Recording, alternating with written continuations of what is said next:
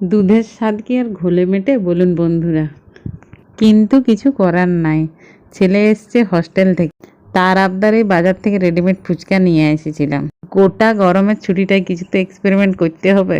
ফুচকার জল তৈরির জন্য প্রথমে তেঁতুলটাকে ভিজতে দিয়েছিলাম, সেটাকে ভালো করে চটকে নিয়ে পরিমাণ মতো বিট নুন, সাদা নুন, পুদিনা পাতা বাটা, ভাজে রাখা জিরা গুঁড়া, কয়েকটা গোটা পুদিনা পাতা আর উপর থেকে একটু লেবুর রস ও কয়েকটা কাঁচা লঙ্কা কুচি ছড়ান দিয়ে জলটাকে প্রথমে রেডি করে নিলাম।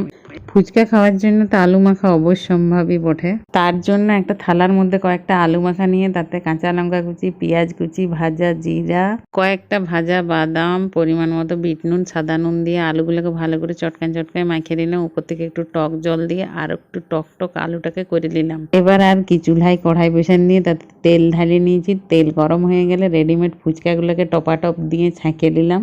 থালা ভর্তি ফুচকা, মাঝখানে আলু আর তেঁতুল জল নিয়ে মা বেটা ফুচকা খেতে বসে গেলাম। ফুচকাগুলোর মাঝখানে ফুটা করে তাতে আলু ভরে নিয়ে তেঁতুল জলের মধ্যে চুবাইম পরে আর টপাক করে মুখে গিলে দিলাম। সেই স্বাদ অসাধারণ।